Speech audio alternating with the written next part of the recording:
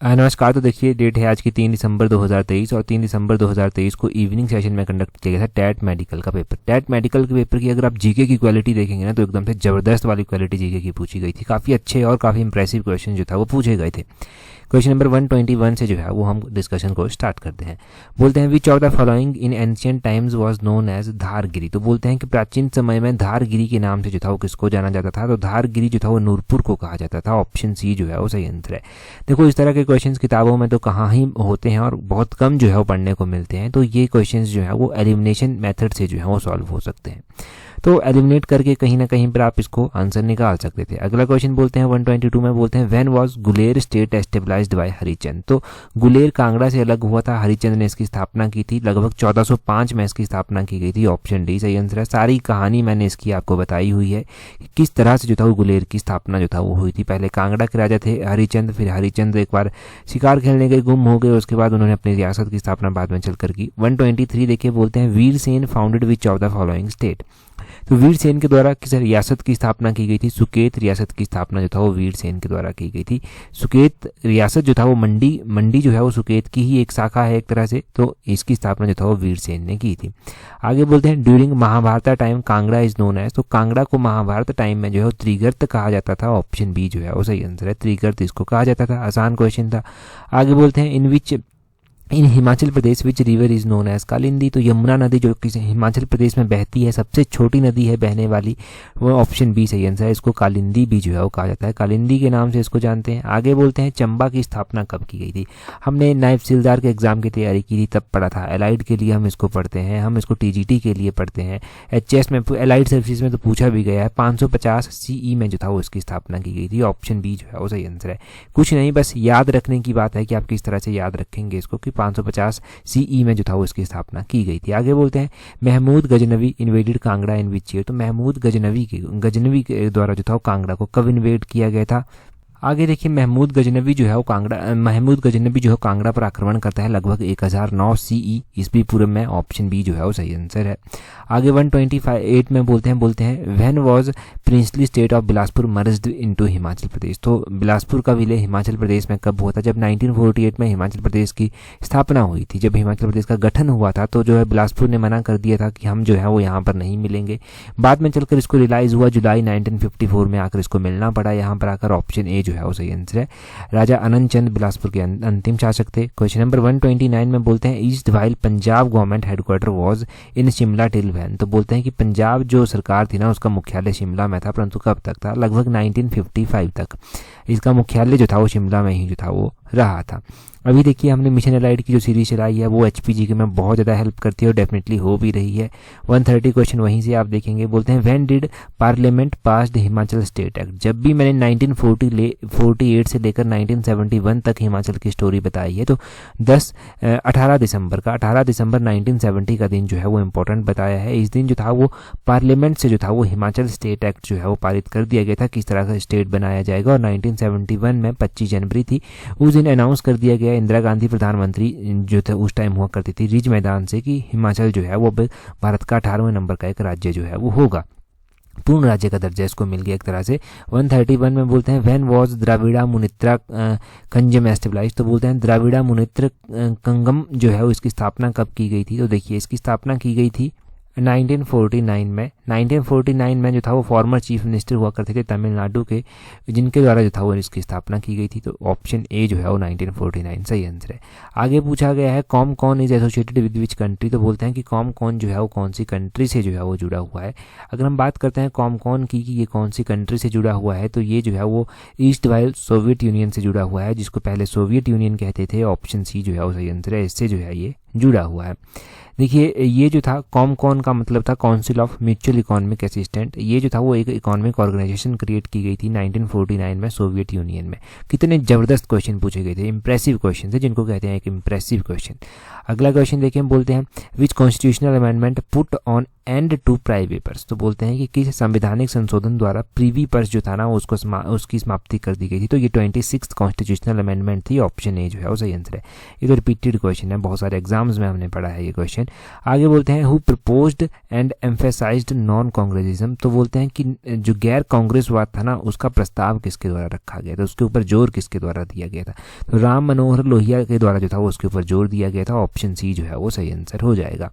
आगे बोलते हैं when was state reorganisation act put into action, तो बोलते हैं कि स्टेट रीऑर्गेनाइजेशन एक्ट जो है वो इसको कब जो है वो लागू किया गया था। तो ये 1956 1 नवंबर 1956 को लागू किया गया था। हमने ये भी जो है वो रिवाइज किया हुआ है स्टेट रीऑर्गेनाइजेशन एक्ट, चाहे ये प्रीवियस ईयर के क्वेश्चन में आप देख लेंगे तब भी डिस्कस हुआ है, हमारी वीडियोज में बहुत बार डिस्कस हुआ है। 36 में बोलते हैं how many political parties took part in alliance of national march, तो देखिए ये जो एक राष्ट्रीय मोर्चा गठबंधन बनाया गया था इसमें 6 पॉलिटिकल पार्टीज जो था वो शामिल थी, ऑप्शन सी जो है वो सही आंसर है, ऑप्शन सी सही आंसर हो जाएगा। 137 देखें बोलते हैं when was state of Hyderabad was merged into India, तो बोलते हैं कि हैदराबाद स्टेट जो था वो कब मर्ज हुआ था इंडिया में आकर।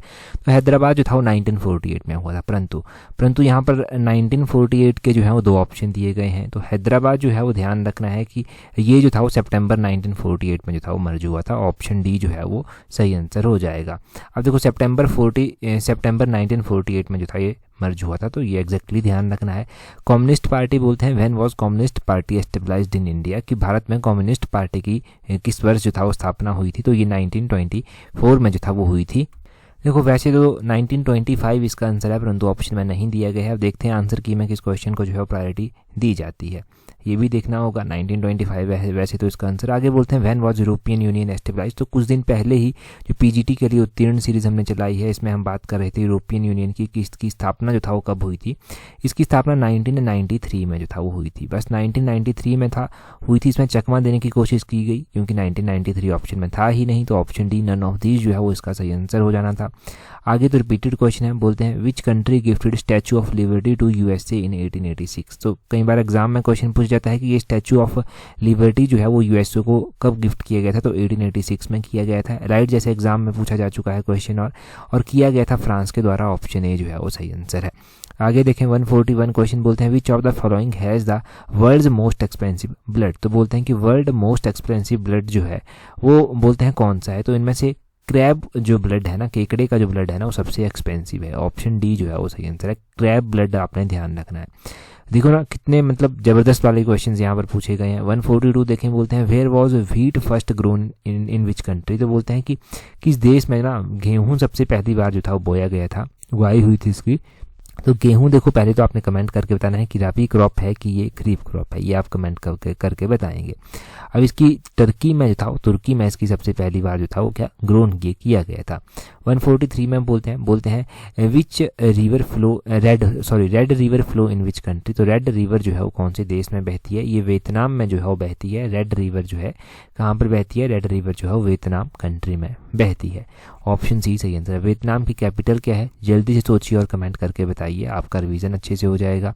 आगे बोलते हैं which tree produces sound babies on being cut down, तो बोलते हैं कि कौन सा वृक्ष जो है वो काटने पर बच्चों की तरह आवाज़ निकालता है। इसमें भी देखो इस तरह के क्वेश्चन बहुत कम आप पढ़ेंगे, परंतु एलिमिनेशन ऑप्शन आप लगा सकते थे। हमने यहाँ पर बरगद के पेड़ देखे हुए हैं, शीशम के पेड़ देखे हुए हैं, देवदार के पेड़ देखे हुए हैं, ये तो नहीं करते इस तरह के साउंड प्रोड्यूस। तो यहाँ पर मैट्रिक ट्री इसका सही आंसर हो जाना था, ऑप्शन ए जो है वो सही आंसर है। अगला क्वेश्चन देखें 145, बोलते हैं which of the following can hibernate for 3 year continuously, तो बोलते हैं कि कौन सा जीव जो है वो लगातार 3 साल तक सोता है। तो 3 साल तक स्नेल जो घोंगा होता है ना लगातार 3 साल तक जो है वो सो जाता है, ऑप्शन डी जो है वो सही आंसर है। 3 साल तक ये लगातार सोता है। 146 देखें, बोलते हैं who named Indian currency in रुपया इज रुपया, तो रुपया देखो हमने क्या पढ़ा था, हमने अकबर पढ़ा है, बाबर पढ़ा है, हुमायूं पढ़ा है, बीच में हमने शेरशाह सूरी भी पढ़ा है। तो शेरशाह सूरी ने जो था वो रुपया करेंसी चलाई थी, ऑप्शन शेरशाह जो है वो सही आंसर हो जाएगा। 147 में बोलते हैं live and let live is said bye home, तो बोलते हैं कि जियो और जीने दो ये नारा महावीर स्वामी जी के द्वारा दिया गया था, ऑप्शन सी सही आंसर है। तो किसने दिया था ये नारा, महावीर स्वामी जी के द्वारा ये दिया गया था। अगला क्वेश्चन देखें, बोलते हैं which country use currency notes made up of plastic, तो कौन सा देश जो है वो प्लास्टिक के नोटों को जो है वो चलाता है, ऑस्ट्रेलिया। ऑप्शन ए सही आंसर है। ऑस्ट्रेलिया जो है उस तरह की करेंसीज को जो है वो चलाता है। आगे बोलते हैं which tree might cause death of a person if he sleeps under tree.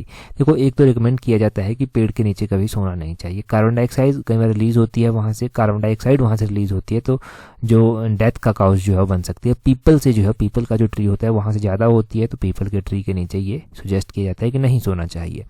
150 में बोलते हैं वेयर इज सास बहू टेम्पल लोकेटेड। तो सास बहू मंदिर जो है वो कहाँ पर स्थित है? सास बहू टेम्पल जो है वो कहाँ पर है? उदयपुर राजस्थान में स्थित है। ऑप्शन ए जो है वो सही आंसर है।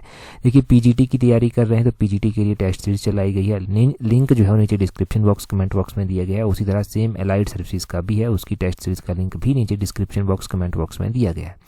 दोनों की टेस्ट सीरीज आप अवेल कर सकते हैं अगर आप जो है वो तैयारी कर रहे हैं। बड़े इंपॉर्टेंट एग्जाम है और बहुत ज़्यादा हेल्प आपकी होने वाली है। पीडीएफ इसकी आपको टेलीग्राम पर मिल जाएगी। ये जो हमने पेपर डिस्कस किया @allexam31 करके जो है वो सर्च करना टेलीग्राम से, पीडीएफ आपको वहाँ पर मिल जाएगी। That's all for today. Thank you very much for watching and listening it very patience.